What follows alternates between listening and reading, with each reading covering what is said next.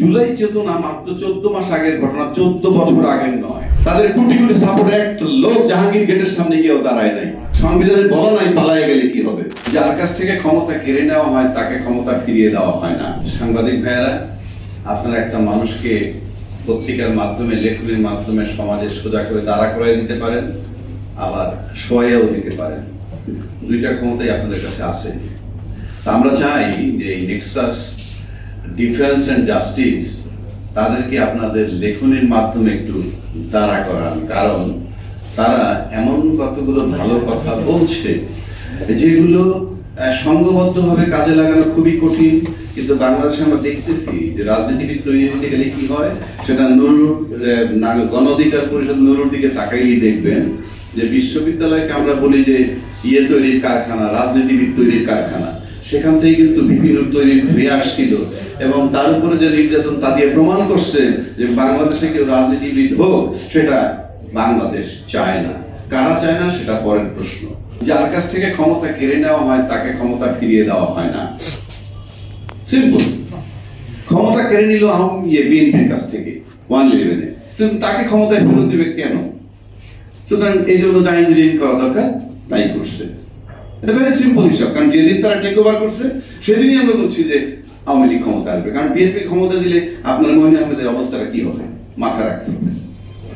আরেকটা কথা বলি যে অনেকেই বলেন যে এখন এই যে ডাকসু নির্বাচন হলো, সেখানে একটা বিশাল বক্তব্য আসছে যে আওয়ামী লীগের মানে ছাত্রলীগের ভোটও নাকি তাদেরকে শিবিরকে দিয়ে দেওয়া হয়েছে এবং কেউ কেউ বলেন শিবির তার পরিচয় লুকিয়ে রেখে নির্বাচন করছে। আর ভাই, পরিচয় লুকিয়ে রেখে করলে সমস্যাটা কোথায়? কানাই চাই চোখ, আমি চাই বিজয়। আমার তো বিজয় হয়েছে, আমি কিভাবে বিজয় নিব সেটা? আমি তাদের লুটতরাজ কিছু করিনি। বিএনপি মানে ছাত্র দল ভিপি, জিএস, এজিএস পদে ভোট পেয়েছে কত? 5708, 5283, 5064। অর্থাৎ ভোটের একটা সংখ্যার মিল আছে।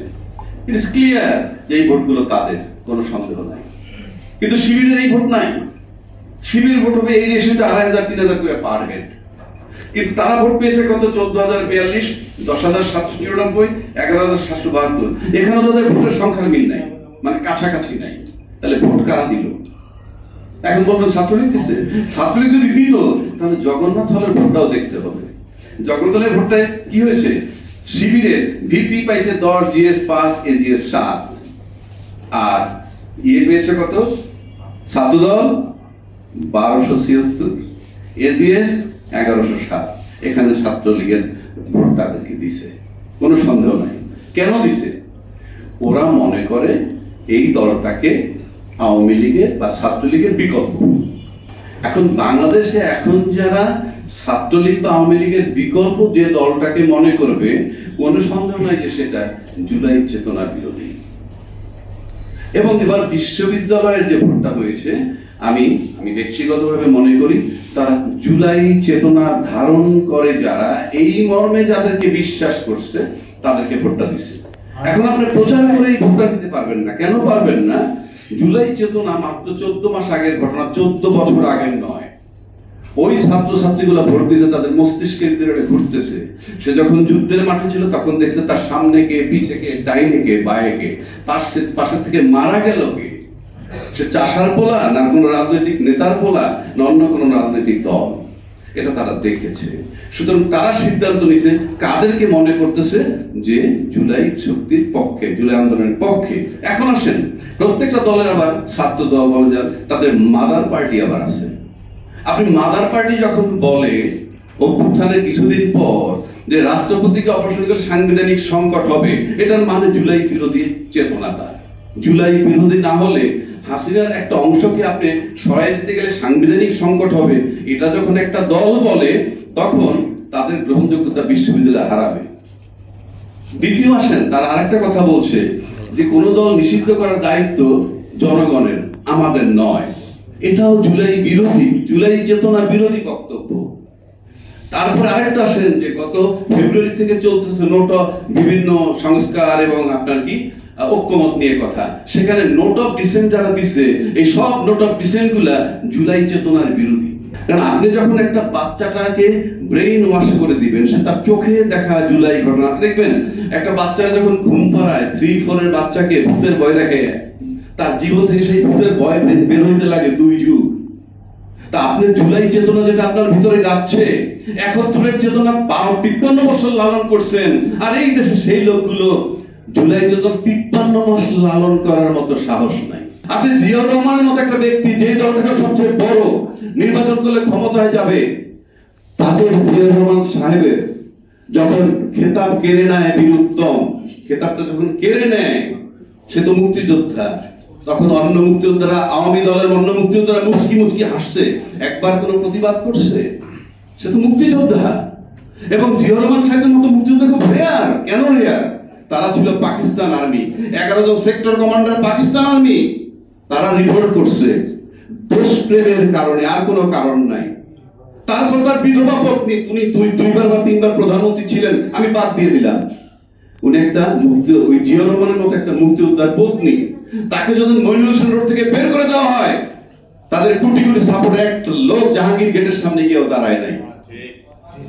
তারা যখন বলে যে জুলাই চেতনা, আপনি যখন রাজনীতি করে ক্ষমতায় যেতে যাবেন তখনই আপনাকে কম্প্রোমাইজ করতে হবে, অথচ এত বড় একটা দলের কম্প্রোমাইজ করার কোনো কারণই ছিল না, কোনো প্রয়োজনই ছিল না। সুতরাং আমাদের কাছে দুর্ভাগ্য, আজকে জুলাই চেতনা ধারণ যারা করেন, জুলাই চেতনা ধারণ করতেই হবে। এটা ফিল করতে হলে আপনার ভুক্তভোগী হইতে হবে। বাংলাদেশে কোনো রাজনীতিবিদের পোলা নাতি সব বিদেশে পাঠায়, চাষা পোষার ছেলে আন্দোলনের জন্য মাঠে পাঠায়, এগুলো তাদেরকে টাচ করে না। আমাদের বিজ্ঞ নির্বাচন কমিশনার বলছেন পিয়ার পদ্ধতি সংবিধানে নাই। আমি দায়িত্ব নিয়ে বলছি, সংবিধানে কোনো পদ্ধতির কথাই বলা নাই কিভাবে নির্বাচন হবে। সুতরাং আপনি বললেন, তারপরে বলেন এই সংবিধান মতো আপনি নির্বাচন হবে। এত লেখাপড়া, বিসিএস, অনেক জ্ঞানী লোক, হয়তো অনেক বিসিএস রিটায়ার্ড আছে, মাইন্ড করবেন।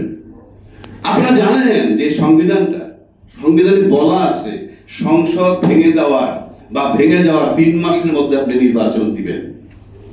যে সংবিধানটা এখন এক্সিস্টিং, যদিও আমি এটাকে সংবিধান মনে করি না, কারণ সংবিধানে বলা নাই পালায় গেলে কি হবে। উনি যেহেতু পালায় গেছেন, কাউকে দায়িত্ব দিয়ে যান নাই। এখন আসেন, অত বিতর্কে না গিয়ে সিম্পলি আসেন, যেদিন এই সংসদ ভেঙে যাবে তার 3 মাসের মধ্যে নির্বাচন হবে। আমি তর্কের খাতির ইউনূস সাহেব 8ই অগাস্ট 2024 দায়িত্ব নিছেন, সেদিন থেকেও যদি ধরি তাহলে 7ই নভেম্বর 2024 মধ্যে নির্বাচন হবার কথা। তাহলে যেহেতু এই 3 মাসের মধ্যে নির্বাচন হয় নাই, আপনি নির্বাচন কমিশন কে যে আপনি সিদ্ধান্ত নেবেন ফেব্রুয়ারি 2026 নির্বাচন হবে? সংবিধান কি আপনাকে পারমিশন দিয়েছে?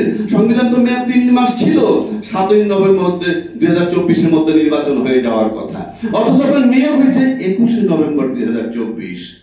আপনি তো নির্বাচনী ট্রেন মিস করছেন। You are nobody for conducting election. এখন বলতে পারেন তাহলে সমাধান কি? আমরা প্রবলেম তুলে ধরার জন্য আসি, এই সমাধানের জন্য আসি। আপনার নৈতিক দায়িত্ব রাষ্ট্রপতিকে প্লেস করার, কারণ আপনি তো সেই দোষের লোক ইনডাইরেক্ট। আপনি রাষ্ট্রপতির কাছে প্লেস করবেন, আই মিন ট্রাবল, এখন আমি কি করব? রাষ্ট্রপতি এটাকে 106 ধারার উপরে নিতে চাইতে পারেন। বিকল্প পথ আরো একটা আছে, হয় ওইভাবে প্রস্তাব দিবে, সুপ্রিম কোর্ট ফাইন্ডিং দিবে, আর নয়তো যেই জুলাই ঘোষণাপত্র হয়েছে সো কল্ড, এগুলা সংশোধন করা যায়। বাংলাদেশের লোক এখন সেই জায়গায় নাই, গল্প বুঝায়, এটাকে সংশোধন করা যায়, সেটাকে সংশোধনী আনতে হবে। কি বলে?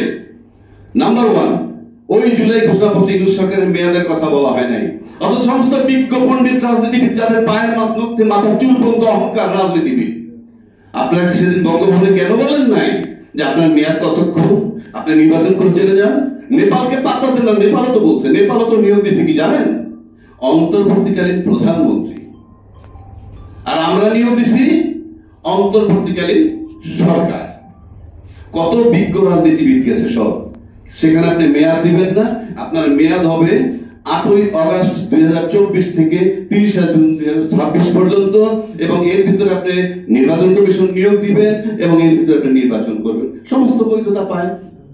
এবং আপনি যদি জুলাই সংসদ ঘোষণাপত্র সংশোধন না করেন, আপনি সংসদ পর্যন্ত যেতেই পারবেন না, আপনার যাওয়ার প্রক্রিয়াই তো অবৈধ। এই নির্বাচন কোনো রাইট নাই। আমি মনে করি যারা জুলাই চেতনায় বিশ্বাসী তাদেরকে বলতে হবে আপনার নির্বাচন করার রাইট নাই, আপনি আগে রাইট তৈরি করেন। আপনি কোন সংবিধানে কিভাবে নির্বাচন দিচ্ছেন সেটা পরিষ্কার করেন।